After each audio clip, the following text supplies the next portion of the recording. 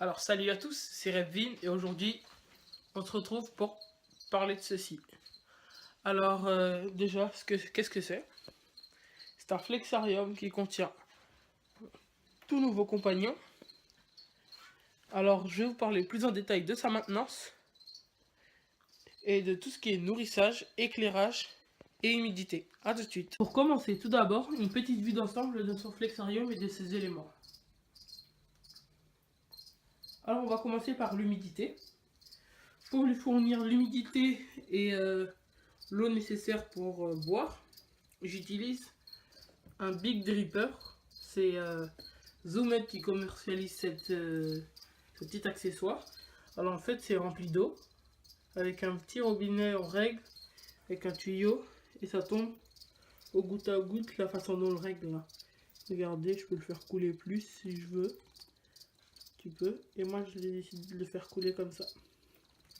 Alors, vu qu'il y a de l'eau qui coule, tout ça, j'en ai profité pour mettre une vraie plante, comme ça elle sera arrosée et éclairée. Ceux qui veulent savoir, c'est un Ficus benjamina. Ça, on peut le trouver n'importe où, hein. J'ai pris ça à Jardiland.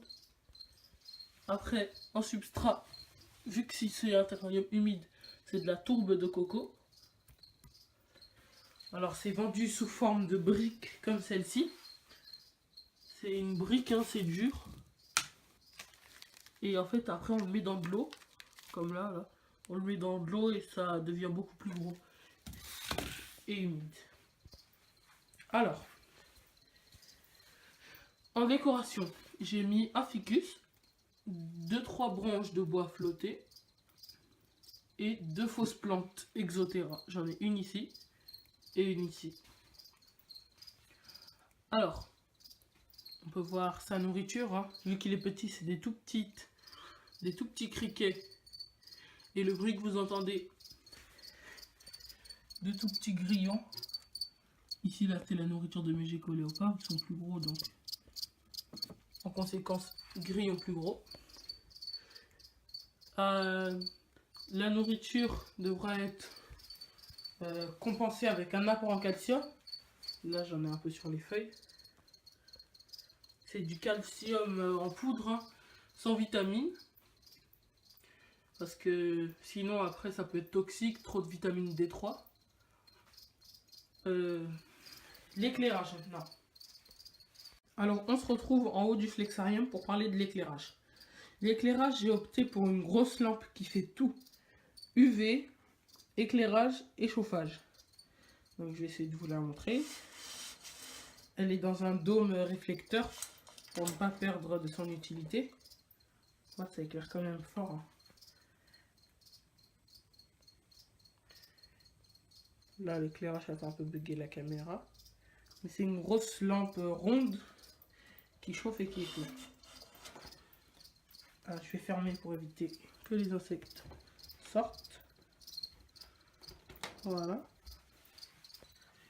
Et vu que il faut chauffer mais ne pas éclairer la nuit, on aurait pu laisser comme ça, mais vu que c'est en moustiquaire, ça n'isole pas la chaleur. Donc j'ai décidé d'utiliser une lampe céramique. C'est une lampe qui chauffe, mais qui ne produit aucune lumière ni aucun UV. Elle se contente juste de chauffer. Comme ça, par la même occasion, je chauffe le terrarium la nuit et je ne produis pas de lumière. Alors pour la dernière partie de la vidéo, on va parler de l'espèce en elle-même. Donc je vais vous le chercher. N'oubliez pas, hein, si vous avez des reptiles et que vous les manipulez, gel hydroalcoolique. C'est pas obligatoire, mais moi je trouve ça nécessaire et plutôt important pour ne pas véhiculer de maladies. Alors je vais essayer de vous le prendre. Déjà je vais vous le montrer dans son terrarium. On voit qu'il s'y plaît bien, il se balade. Et on va le chercher. On va sortir.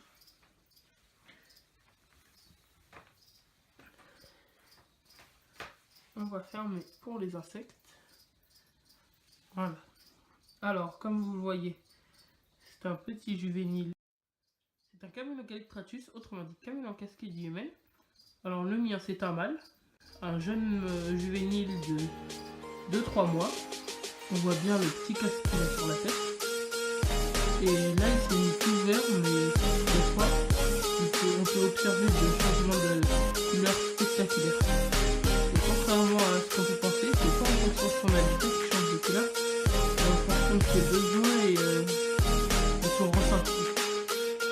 Donc là, je vais vous le montrer de plus près. Donc là. Pour ceux qui veulent savoir, il s'appelle Django. Bon. Alors, voilà,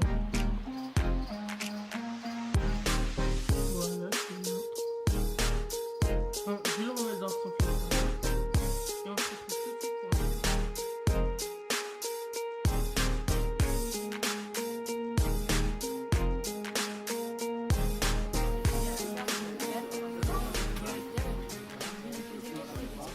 Bonjour. Ce qui est intéressant avec la queue, c'est de découvrir. Et dans la découverte, il y a beaucoup de succès, mais il y a aussi parfois des échecs. Et les échecs, ça fait partie intégrante de l'apprentissage.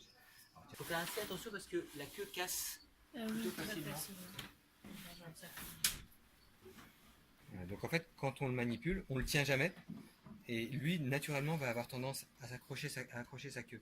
Donc on fait vraiment attention qu'il ne reste pas accroché à ce moment-là. Et il y a bien deux mâles. Il est collé au phare.